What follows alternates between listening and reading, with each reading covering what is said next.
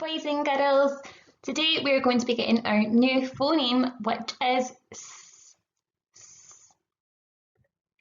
Okay, so today we're learning to identify our new phoneme S and read and write words with S.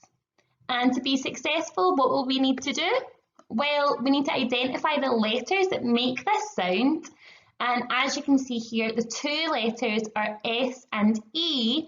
And basically what happens with this phoneme is that the E becomes silent and we just really hear the S sound, which is S. Okay, so together S and E are another representation of the S sound, this sound, sorry. So we'll also be able to say words with S, read words with S, and write words with S. Okay, so can you think of any words? You've got a minute to write down as many as you can.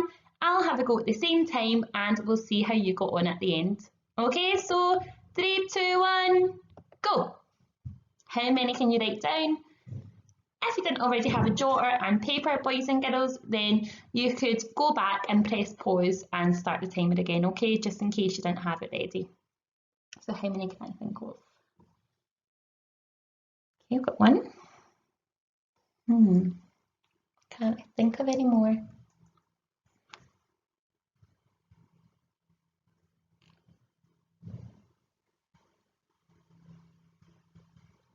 Oh, that's the wrong one. Oh, 20 seconds. I've got 3 so far. Oh, I wonder how much you're getting, boys and girls. I wonder if you're beating me.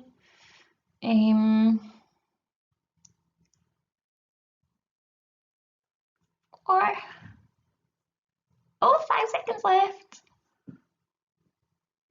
8, 2, 1. Oh, time's up. How did you do, boys and girls? I got 4 words with this sound. Did you beat me? Let me know.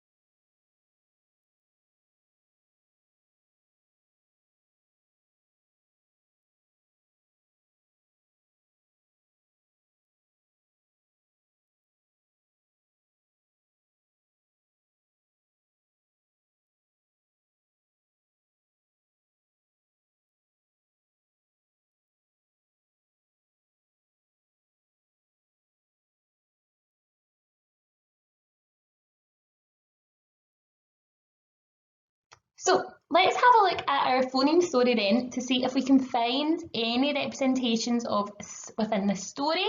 You could be listening for words with S and also looking at the text for words with S as we go through it. Remember, you're looking for this SE representation, okay? So Ben was teasing Belle. Belle became very cross and began fighting with Ben. The children were making a lot of noise. Please stop, said Mum. I have such a bad headache because of you two. This made the twins pause and think. They stopped fighting and went to the kitchen. Ben made tea and Belle cooked Mum a snack of toasted cheese. Mum was very pleased. Thank you both. My headache has eased already. So let's have a look at this and see if we can find any words. I wonder if you've already spotted some as we're looking at that. So Ben was teasing. Oh, it's got that sound in it, but there's no E next to the S. That's not one. Became very cross. No, that's got a double S representation of that sound. We had a lot of noise. Oh, there's one, boys and girls. So noise, because it's got SE on the end. Please, there's another one. Oh, we're doing good. Let's see, is there any more? Let's twins. Pause. There's one as well. Pause. A sack of toasted cheese. Yes, at the end of cheese, there's SE, that's sound. And eased as well. SE is in the middle there. So well done, boys and girls, if you spotted any of them.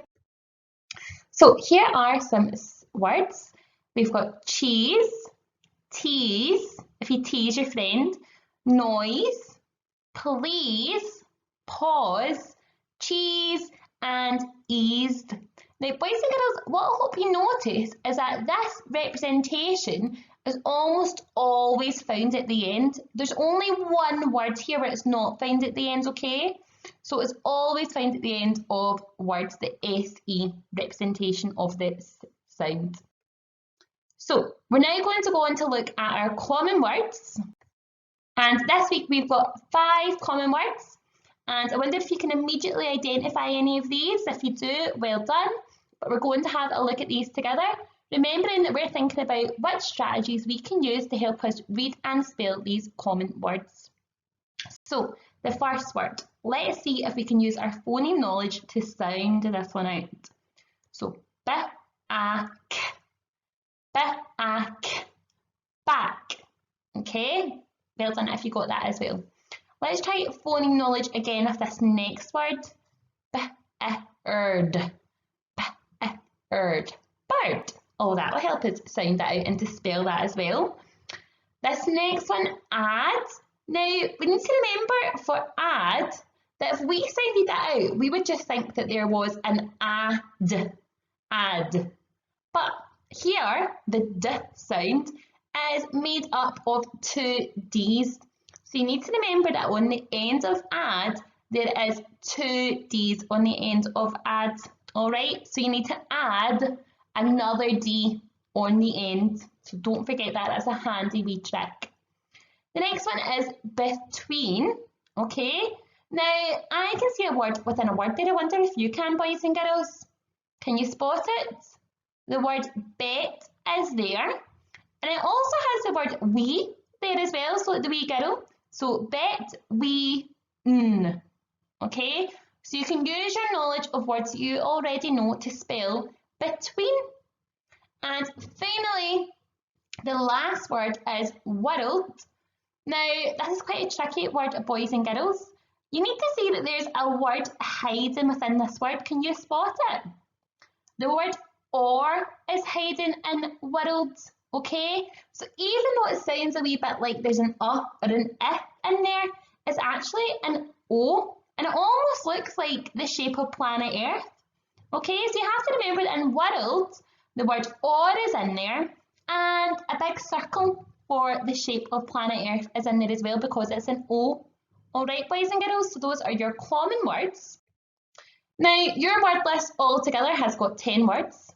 We've got cheese, noise, please, pause, and cheese from your phoneme words. And back, bird, add, between, and world from your common words. Now that doesn't mean you can't practice the other phoneme words as well or any other phoneme words that you can think of. All it means is that these are the words that are going to appear in your spelling test. So boys and girls, good luck with all of your tasks this week.